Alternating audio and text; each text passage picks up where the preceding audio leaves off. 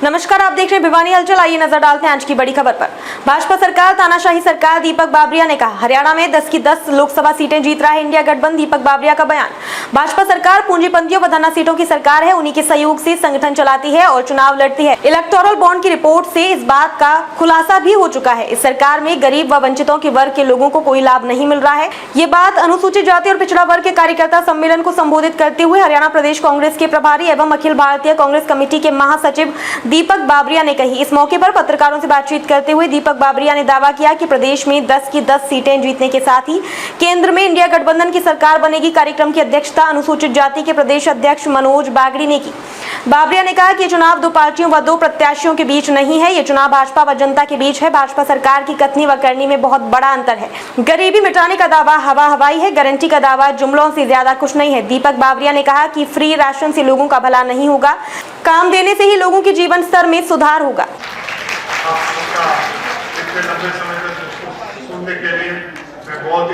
जिस तरह का माहौल देखने को मिल रहा है, कितना समर्थन मिल रहा है? आज जो है भिवानी में मैं आया हूँ, तोशाम में भी मीटिंग की है। वर्करों में बहुत बड़ा जोश है।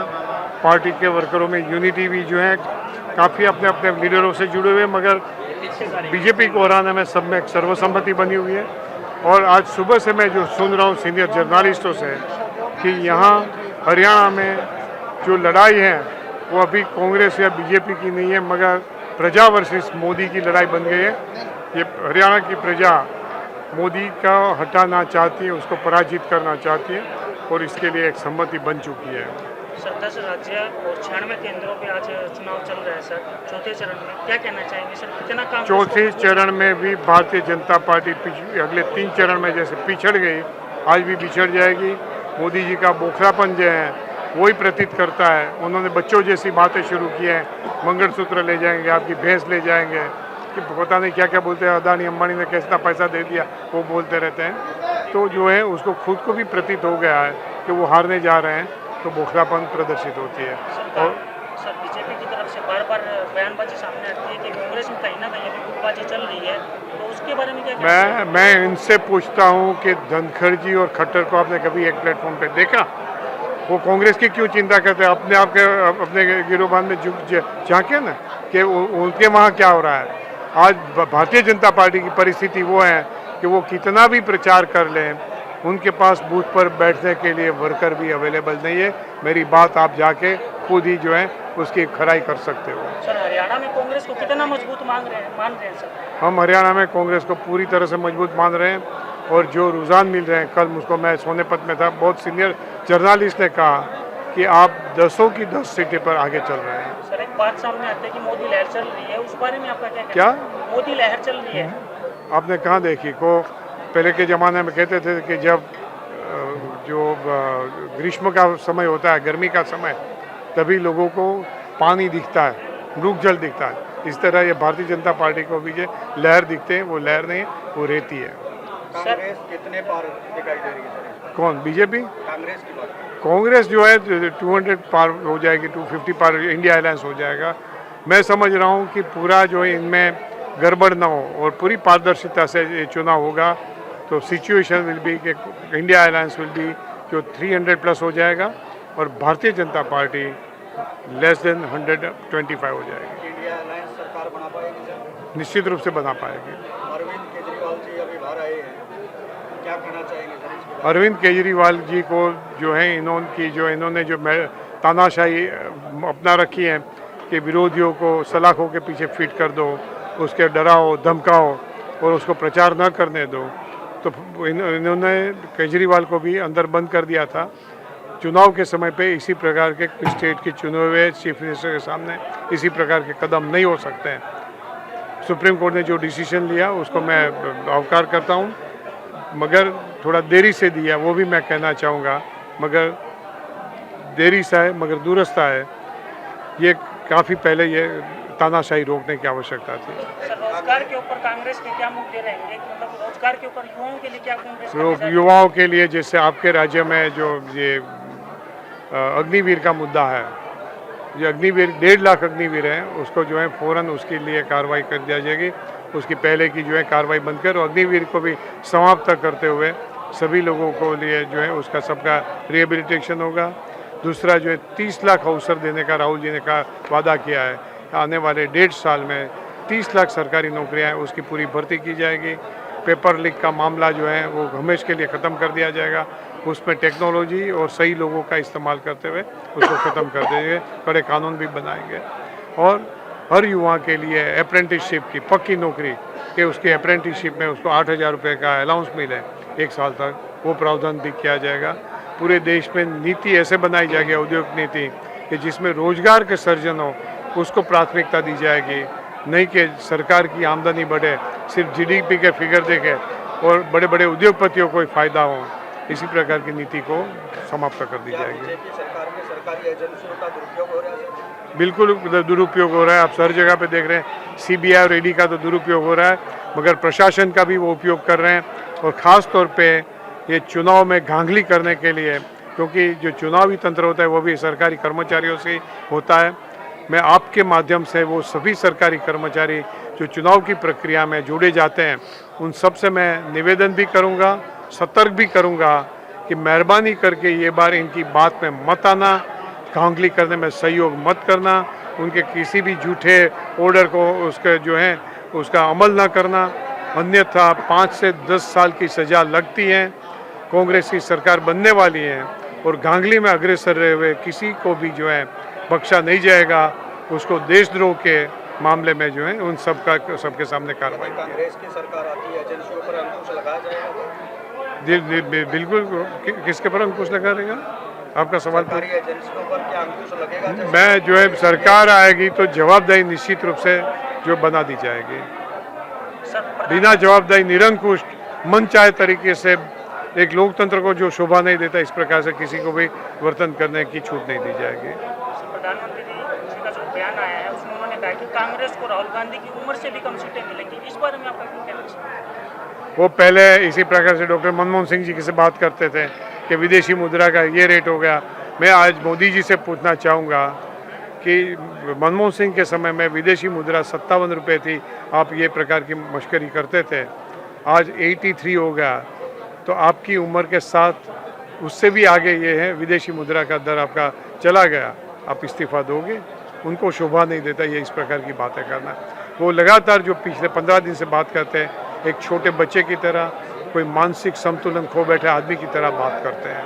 हरियाणा दिल्ली के आप प्रभारी हैं, क्या लगता है हरियाणा दिल्ली की लोकसभा सीटों को लेकर के कांग्रेस? हरियाणा में 10 में से 10 प्राप्त करेंगे, वो पूरा विश्वास है। और दिल्ली में भी अभी जो 7 चुनाव हैं, जो रुझान मिल रहे हैं, मैं समझ रहा हूँ ज़्यादातर सीटों पर अलायंस जो है सभी सीट कैप्चर कर लेंगे। प्रदेशों में गुटबाजी कहीं न कहीं देखने को मिलती है। गुटबाजी is a part of the political system, थोड़ा बहुत होता ही है। मैं आपसे फिर से प्रश्न करूंगा, ये धनखड़ जी और ये मदन लाल क्यों एक प्लेटफॉर्म पे नहीं आते? योगी जी और अमित शाह क्यों एक प्लेटफॉर्म पे नहीं आते हैं? बताओगे? दिल्ली प्रदेश अध्यक्ष ने इस्तीफा तक दे दिया आपके नाराजगी को। दिल्ली अध्यक्ष ने इस्तीफा दिया, मेरी नाराजगी से दिया। मेरी नाराजगी को आगे करते हुए अपनी कोई ना कोई मजबूरी या कोई ना कोई उसकी महत्वाकांक्षा को जो है संतृप्त करने के लिए वो चले गए। आप खुद ही जांच कर लो। सर, सरकार अल्पमत में चल रही है, इस विषय पर क्या कहना है? हाँ जी, जो भाजपा सरकार है, हरियाणा सरकार, वो अल्पमत में, उसमें उस विषय पर क्या कहना है? हरियाणा सरकार जो अल्पमत में चली गई, मैं समझता हूँ कि उसको आज एक दिन के लिए भी एक क्षण के लिए भी राज करने का अधिकार नहीं। अल्पमत की सरकार है और उसके लिए जो है आज इन लोगों ने जो राजीनामा दे दिया है, इंडिपेंडेंट ने सपोर्ट विड्रॉ कर लिया है, तो गवर्नर का दायित्व बनता है, कॉन्स्टिट्यूशनली उसका दायित्व बनता है कि वो मुख्यमंत्री को नोटिस दें कि आपका शक्ति प्रदर्शन यानी कि आपके MLAs है उनकी परेड गवर्नर के सामने करा के उनको संतुष्ट कर दे कि उनके पास पर्याप्त बहुमत है। और पर्याप्त बहुमत नहीं है तो संविधान में इसके लिए कई जो है मार्गदर्शन अंकित है, उसका सुचारू तरीके से अमल किया जाए। उत्तराखंड के जो CM है उनका बयान आया है कि अगर भाजपा सरकार अगर सत्ता में आती है तो UCC लागू हो जाएगा, उसके बारे में क्या कहना है? तो क्या लागू हो जाएगा? UCC समान नागरिक। अच्छा, UCC यूनिफॉर्म सिविल कोड।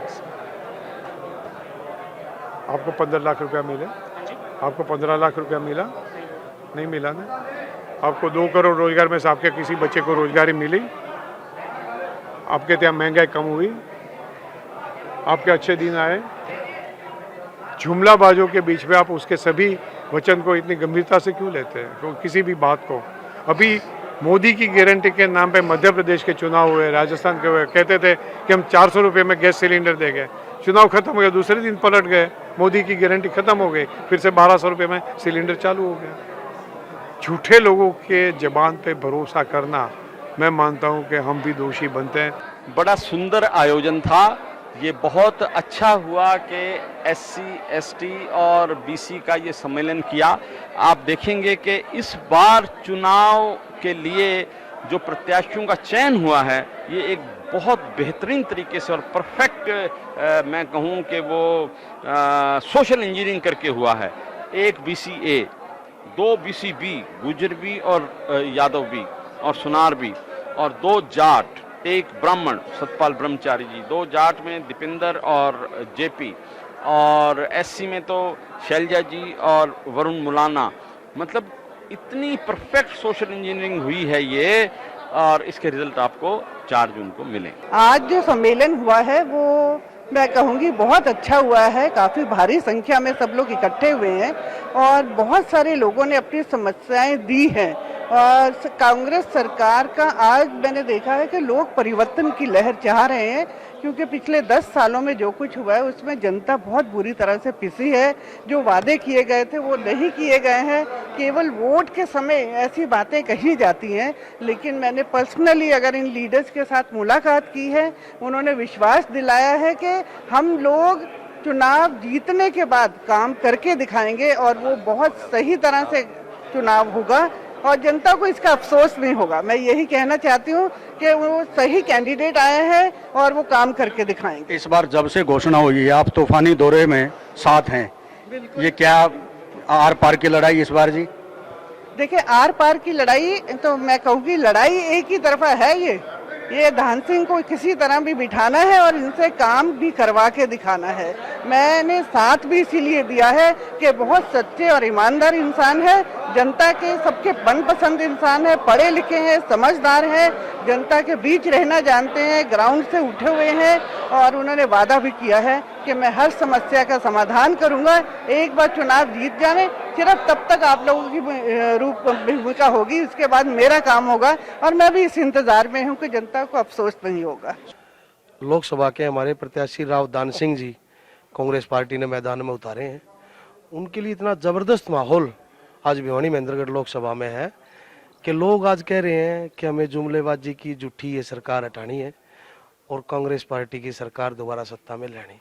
इसी क्रम में आज हमारे हरियाणा प्रदेश कांग्रेस कमेटी के प्रभारी श्री दीपक बावरिया जी, यहाँ से पहले तुसाम विधानसभा में उनका कार्यकर्ताओं से मीटिंग का प्रोग्राम था, उसके बाद पिछड़ा इन्होंने स्पेशल कहा प्रभारी जी ने कि मैं भिवानी में SC और पिछड़ा वर्ग से खासकर मिलना चाहूँगा।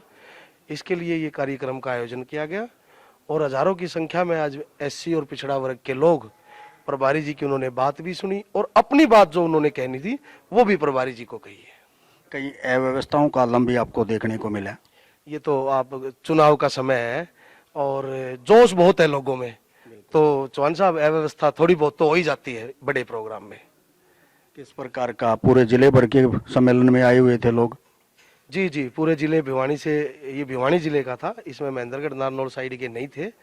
पूरे जिले से SC और बैकवर्ड के समाज के लोग, जो खासकर प्रबुद्ध लोग जो समाज में घूमते हैं, आगे रहते हैं, वो सभी यहाँ आए हुए थे। महिलाओं की भागीदारी भी आपने देखी, बहुत बड़ी भागीदारी थी। क्या लगता है आपको SC, ST, OBC समाज इस बार BC समाज सारा साथ है कांग्रेस के? चौहान साहब, भारतीय जनता पार्टी 10 साल पहले जब सत्ता में आई तो उसने इतने झूठे नारे और जुमले दिए, खासकर SC को, बैकवर्ड को। उन्होंने कहा हम तुम्हें ये देंगे, लेकिन आज सच्चाई पे अगर आप आओ तो सबसे ज्यादा मार SC और बैकवर्ड पे, क्योंकि एक जो अपना मध्यम वर्गीय परिवार वो ज्यादातर इसी वर्ग से आते हैं। उनके लिए आप देखो आज सिलेंडर क्या भाव है, आज चीनी क्या भाव है, आज पेट्रोल डीजल क्या भाव है। भाई साहब, लोग थक चुके हैं और अब भी ये नहीं बताते ये कि 10 साल में हमने क्या कराया, ये आगे की बात करते हैं कि हम आगे ये करेंगे। अरे भाई, 10 साल आप सरकार रही आपकी, आप ये बताओ आपने, चलो हम हरियाणा की छोड़ो, सिर्फ भिवानी की बात करते हैं। भिवानी में सांसद धर्मवीर जी 10 साल से हमारे सांसद, वो ये बताएं भाई उन्होंने भिवानी में क्या करा। कांग्रेस पार्टी की सरकार थी, मुख्यमंत्री चौधरी भूपेंद्र सिंह हुड्डा जी ने जब सरकार थी तो यहाँ लड़कियों के लिए कॉलेज बनवाया, फ्लाईओवर बनवाए। भिवानी में सिर्फ एक टंकी होती थी वाटर वर्क्स सप्लाई के लिए। डाबर में, बैंक कॉलोनी, रोहतक रोड पे इधर नई पानी की टंकियां बनवाई, जिससे कि आज देखो क्या हाल है। आज लोग पानी को तो पीने का पानी के लिए तरस रहे हैं। तो भाई साहब ये जुमलेबाजों की सरकार है, काम कुछ करना नहीं, धर्म के नाम पे, जाति के नाम पे लोगों को लड़ाते हैं और अपना उल्लू सीधा करके राज बनाने का काम करते हैं। लेकिन अब की बार करोड़ों लोग जो इनकी सच्चाई समझ चुके हैं वो इनको करारा जवाब देने के लिए तैयार है। आने वाली 25 तारीख को एक एक वोट कांग्रेस पार्टी राव दान सिंह को भिवानी महेंद्रगढ़ में और 10 की 10 सीट पे चौधरी भूपेंद्र सिंह हुड्डा के नेतृत्व में, आदरणीय उदयवान जी के नेतृत्व में, दीपक बावरिया जी जो हमारे प्रभारी हैं, इनके दिशा निर्देश पे कांग्रेस पार्टी भारतीय जनता पार्टी का सुपड़ा साफ करेगी।